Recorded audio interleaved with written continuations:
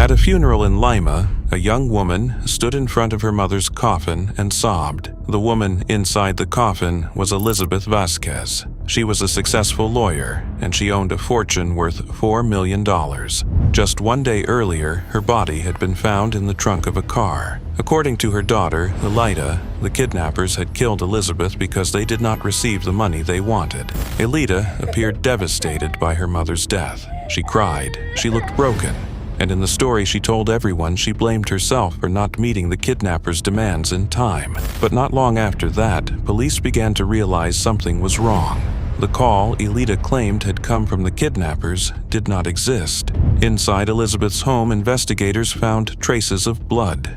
Suspicion immediately turned toward one person, the person who had no proof for the story she was telling, the person who had cried so much at her own mother's funeral. Before she became the victim in a case that shocked Peru, Elizabeth Vasquez had lived a life many people admired. She did not just have a stable career, she also owned significant wealth, several companies, investments, and insurance policies. To her relatives, colleagues, and friends, Elizabeth was capable, charismatic, and devoted to her family. Elizabeth had one daughter, and that daughter was the child she loved most. But because Elizabeth was so busy with work, Elita spent her early years being raised by her grandparents in Celendín. Later, when she reached school age, she was brought back to Lima to live with her parents, so she could receive a better education. Elizabeth knew she could not always be present for her daughter, so she tried to make up for it with material things. Elita had the best toys, designer clothes, trips abroad, an expensive education. Almost everything Elita wanted, her mother tried to provide. But having everything did not make Elita feel whole. As she grew older, Elita felt more and more that what she lacked was her mother's presence. Expensive gifts could not replace the feeling of having her mother around. At one point, the relationship between mother and daughter had been close, but when Elita entered her teenage years, things began to change.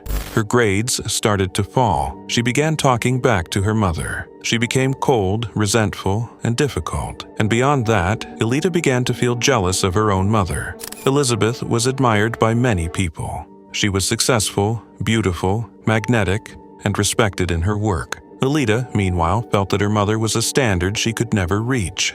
At that time, the conflict between them was still only family arguments. Elita had not yet formed a plan against her mother, but inside her there was already insecurity, resentment, and a feeling of being controlled. And then a young man entered her life at exactly the wrong time. That young man was Fernando González Asenjo. The two met at a Mormon church in the San Isidro district. To Elita, Fernando seemed different from everyone else. He presented himself as someone wounded and misunderstood, a young man from a difficult family background, someone who lived with his mother, had been abandoned by his father, and needed someone to understand him. But the reality was different. Fernando did not have a stable job, he was not serious about studying, and he had no real intention of building his own life. He wanted an easy life. And very quickly, Fernando realized that Elita could give him that. When Elita felt that her mother was controlling her, Fernando made her believe he was the one who truly understood her. When Elita felt rejected by her mother, Fernando made her feel loved. And when Elita wanted to rebel against Elizabeth, Fernando became the reason she did it. At first, Elizabeth did not see Fernando as a threat. When she learned that her daughter was dating a young man from church, she even felt reassured. She thought he might be decent, hardworking, religious, and possibly a stabilizing influence on Elita. When Elita told her mother about Fernando's struggles, Elizabeth believed her. She wanted to help him. She rented Fernando an apartment at a low price so he could live there with his mother. She even paid for him to take a course, hoping that one day he might work in one of her companies. But Fernando did not use the opportunity. He attended only a few classes, then dropped out. Elizabeth still tried to give him another chance. She arranged for Fernando to work as a management assistant, but in that job, Fernando quickly revealed who he really was. He was fired after claiming he had lost a large check that he was supposed to deposit. And beyond that, he had not paid rent on the apartment Elizabeth had given him at a discount for more than a year. By then, Elizabeth understood that Fernando was not with Elita out of simple love. He was using her daughter. Elizabeth began to oppose the relationship. She forbade Alita from continuing to see Fernando, but to Alita, that did not feel like protection. In her eyes, her mother was trying to control her life, and the more Elizabeth resisted, the more tightly Alita clung to Fernando. To create distance between them, Elizabeth sent Alita to the United States for a while. To Elizabeth, this was a way to remove her daughter from a toxic relationship. But the plan did not work. Even from far away, Alita and Fernando continued to communicate. After a few months, Alita returned to Lima. She began studying law at the Peruvian University of Applied Sciences. Every day, Elizabeth gave her daughter money for university expenses, but a large part of that money went to Fernando. And for Fernando, even that was not enough. He wanted expensive food, designer clothes, a better place to live. To meet those demands, Alita began secretly taking money from her mother. When Elizabeth discovered that money was missing from her wallet, she confronted her daughter, but Alita denied it. Still, Elizabeth began to suspect that her daughter was still seeing Fernando. That suspicion was confirmed when she found messages on Alita's computer. That was when Elizabeth understood that if she did not intervene more firmly, Fernando would keep pulling her daughter deeper in. Beginning in July 2009, Elizabeth started reducing Alita's allowance. She controlled every expense. Alita no longer had enough money to satisfy her boyfriend's demands, and because of that, the conflict between mother and daughter became even more intense. Over time, Fernando made Alita believe that Elizabeth was the obstacle standing between them. If her mother were not controlling her, Alita would be freer, she would have more money, and she could live the life she wanted with Fernando. But Elizabeth was also smart enough to understand why Fernando had entered her daughter's life. Elizabeth decided to stay one step ahead of him. She secretly wrote a will. In that will, Elizabeth did not give Alita direct control over her assets. Instead, she named her father, Ernesto, as the beneficiary and the person who would manage the estate. Her purpose was not to take away her daughter's future. She wanted Ernesto to manage the assets, care for Alita, and prevent the money from falling into Fernando's hands. After that, Elizabeth told her parents and siblings about the decision. She was worried about Alita's future, and she was worried that Fernando might exploit her daughter. There is nothing showing that Alita knew exactly how her mother had arranged the will, but that did not change the thought growing inside her. Elizabeth was the one holding the money. Elizabeth was the one holding the power to decide. Elizabeth was the one stopping her from living with Fernando, and Alita was quietly beginning to plan against all of it. At first, Alita and Fernando's plan was not murder. At least, it did not begin that way. The first idea they came up with was to stage a fake kidnapping. Alita would play the victim. She would disappear for a while. Then, Fernando and the others involved would demand ransom money from her family. If the plan worked, Alita would have money to run away with Fernando. But that plan had one very big problem. The person who would have to pay was still Elizabeth, and Elizabeth was no longer the kind of mother who easily believed everything her daughter said. If Alita pretended to be kidnapped, Elizabeth might call the police, and the situation could spiral far beyond their control. Even if they managed to get the money, Elizabeth could still investigate afterward. She could still trace it back to Fernando. The original plan was for Alita to disappear and demand money from her mother. But when they realized Elizabeth was still the one controlling the money and the one who could expose everything, the plan changed. The person who disappeared would no longer be Alita. The person who had to disappear was Elizabeth. From that point on, the kidnapping was no longer the real goal. It became the cover story for Elizabeth's death. And to carry out that plan, Alita and Fernando needed one more person. His name was Jorge Cornejo Ruiz, a friend of Fernando's. The three agreed to act on the night of January 26, 2010. Their greatest advantage was not a weapon, it was not a secret way into the house. Their greatest advantage was Alita herself. She knew her mother's routine. She knew when Elizabeth went to work. She knew when Elizabeth came home. She knew who was inside the house, and most importantly, the door would be opened from the inside. On January 26th, Alita went to her mother's workplace. She asked Elizabeth for 10 sols, saying she needed money to print documents for university. It was a completely ordinary request. Elizabeth gave Alita the money, but Alita did not go print any documents. She left her mother's workplace and took a taxi home. There, she opened the door for Fernando and Jorge. After bringing them inside, Alita showed them where to hide. It was Elizabeth's bedroom. Then, Alita returned to her mother's workplace as if nothing had happened. Around 10:30 that night, Alita and her mother came home. Elizabeth walked into her bedroom without knowing it had become a trap. She turned on the light. Immediately, Fernando rushed out from behind her. He wrapped his arm around Elizabeth's neck and began strangling her. Jorge rushed in and held her legs down. Elizabeth fought as hard as she could, but she was no match for two men in their 20s. Fernando kept choking her, then struck her several times in the head to subdue her. Then they pushed Elizabeth down onto the bed. At the same time, Alita went toward the kitchen. There was a housekeeper there named Maria Liliana. Alita told her to go to her room and lock the door to the servants' quarters. Then, Alita returned to her mother's bedroom. By then, Elizabeth was still being restrained by Fernando and Jorge, and this was the moment that made the case truly cruel. At first, Elizabeth thought Fernando was doing this to get revenge on her. But when Alita walked into the room, everything became clear. Her daughter was not an outsider to what was happening. Alita walked in and began demanding money. She demanded the codes or the keys to the safe. In desperation, Elizabeth lunged toward Alita. She grabbed her daughter's arm. She scratched Alita's chest. She kicked her. That resistance made Alita furious. She grabbed a pillow, pressed it over her mother's face, and held it there until Elizabeth stopped fighting. After confirming that Elizabeth was dead, the three began staging a false crime scene. Fernando and Jorge carried Elizabeth's body to her car. They placed her in the trunk of her own vehicle. Meanwhile, Alita distracted the security guard. She sent him to buy something at a pharmacy. That short window gave Fernando and Jorge enough time to drive the car out of the area.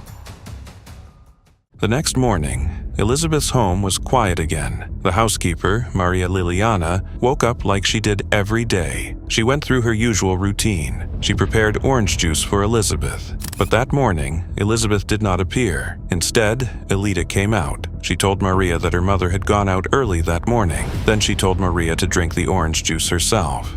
After that, Alita left the house and went to her mother's office. There, she met Jessica Guipo, Elizabeth's accountant. Alita told Jessica that her mother had been kidnapped. According to Alita's story, people had contacted her. They said they were holding Elizabeth, and they wanted money. Jessica immediately reacted the way someone close to Elizabeth would. She froze Elizabeth's bank accounts to stop the kidnappers from withdrawing or transferring money.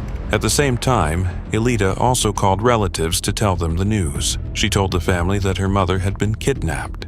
At first, the story of a kidnapping did not sound completely impossible, especially because the person reporting it was Elizabeth's only daughter. But that same morning, another detail appeared. When Jessica returned to the office, she found the place had been ransacked. Papers and documents were scattered everywhere. It looked as if someone had been searching for something. At first, in the middle of all that chaos, Jessica did not realize what had disappeared. But later, one detail became extremely important. Among the missing documents was the will Elizabeth was believed to have written earlier. While the family was still trying to understand what had happened, police received news of a horrifying discovery. In the Barranco district, a tourist area of Lima, authorities had found the body of a woman in the trunk of a car. After examination, she was identified as Elizabeth Vasquez. The cause of death was believed to be suffocation. Her body also showed many signs of being beaten. From that moment on, the kidnapping story Alita had told was no longer just a missing person case. It had become a murder investigation. A few days later, Alita stood at her mother's funeral, crying in front of the coffin like a daughter who had lost everything. But while she cried, police were beginning to examine every detail of the kidnapping story she had told.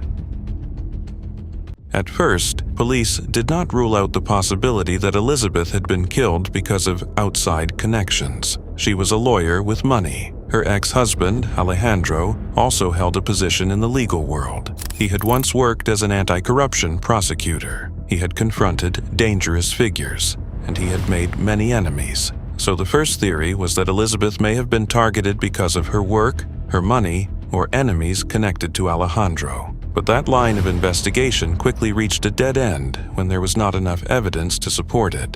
Police continued following the clues through Alita's statements, but they began noticing inconsistencies. At first, Alita said that she had come home that night with her mother, then gone to her room to study. Around 2 in the morning, she said, she got hungry and went down to the kitchen for food. When she came back, she saw that her mother's bedroom door was closed, but the light was still on. But in another version, Alita said Elizabeth had left the house in the early morning hours of January 27th. Then, a few hours later, someone called her and said they were holding her mother and wanted money in exchange for her life. This point was critical. If it really was a kidnapping, that call had to exist. But when police checked, they found no kidnapping call like the one Alita described. Instead, what they found was a series of calls between Alita and Fernando on the same day the crime happened. That made the kidnapping story begin to collapse. And the problem was not only Alita's statements. The crime scene did not match her story either. If Elizabeth had been kidnapped by strangers, police needed to find signs of an attack outside the home. But when investigators used luminol inside Elizabeth's residence, they found traces of blood.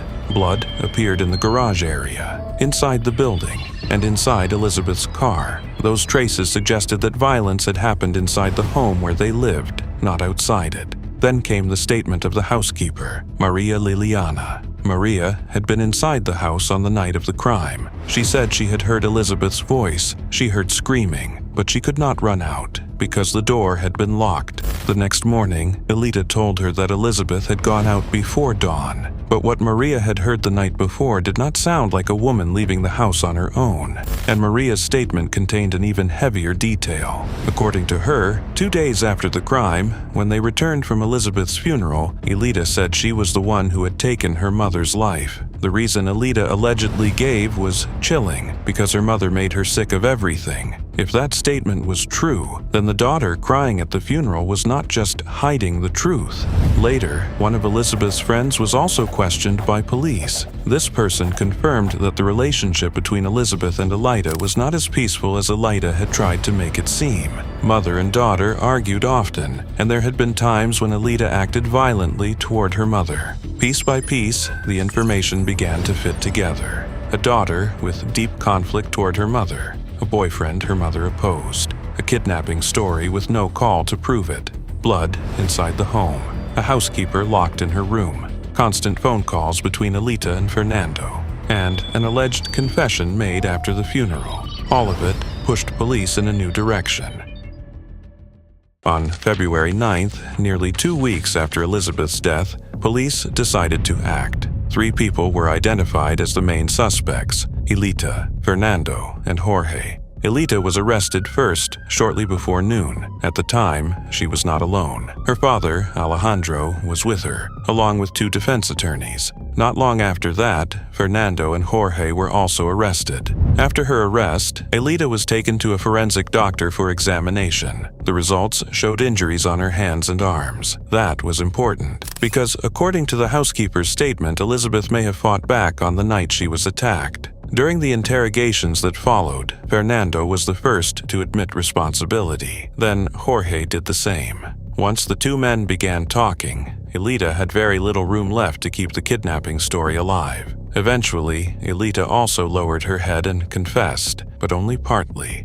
According to Alita's statement, she was the one who helped Fernando and Jorge enter the house that night. She was the one who distracted the security guard. She knew the 2 men were hiding in her mother's bedroom. She also admitted that she cleaned traces inside Elizabeth's room after the attack. But Alita still tried to distance herself from the most brutal part of the crime. She said Fernando was the one who killed her mother. She placed herself as someone who participated, but not the person who directly carried it out.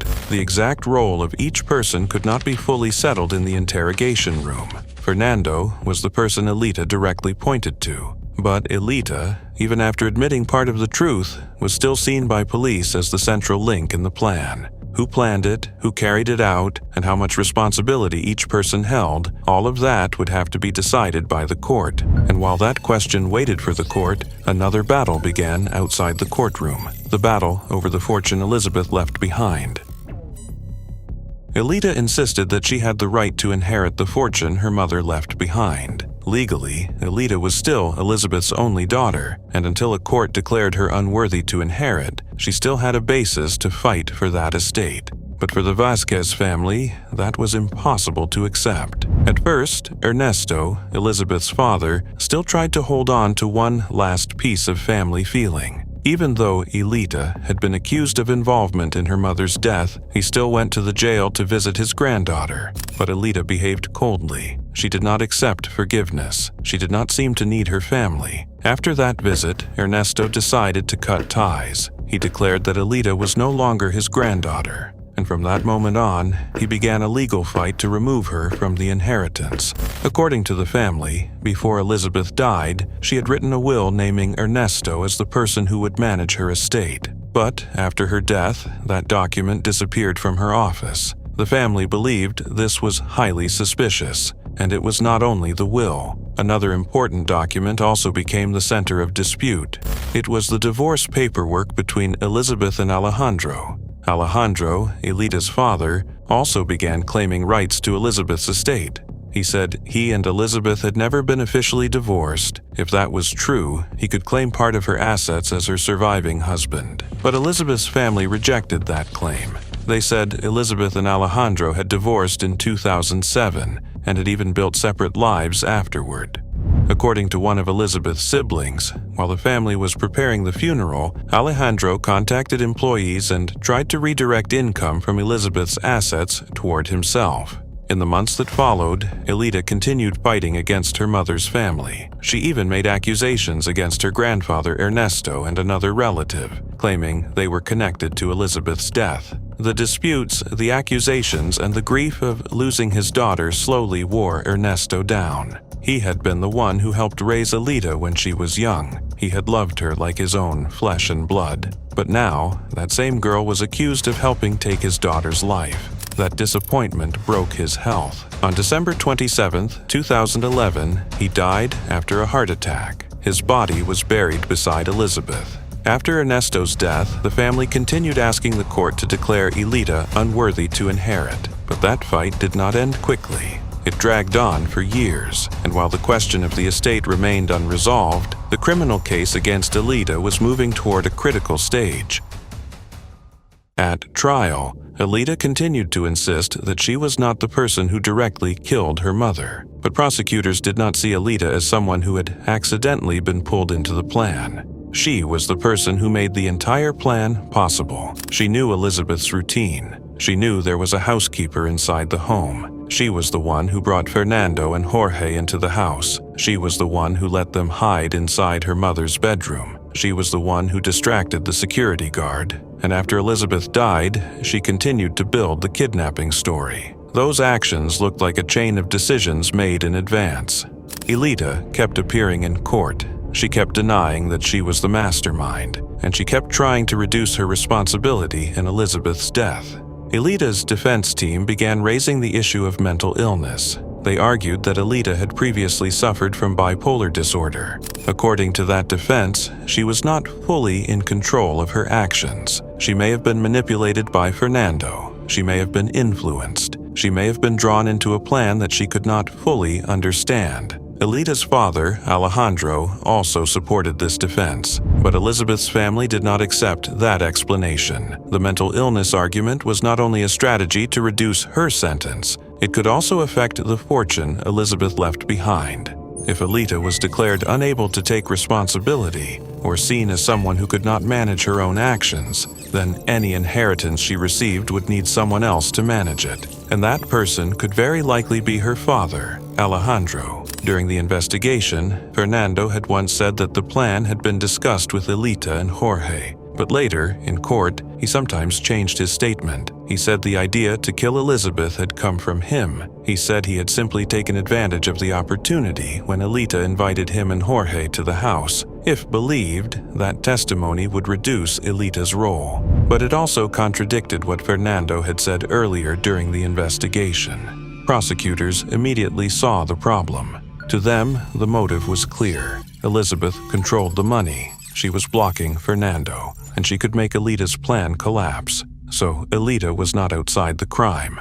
She was the one who benefited if Elizabeth disappeared. After hearing many statements, the court did not look only at the moment Elizabeth was killed. The court looked at the entire chain of actions before and after it, and at nearly every key point in that chain, Alida was present.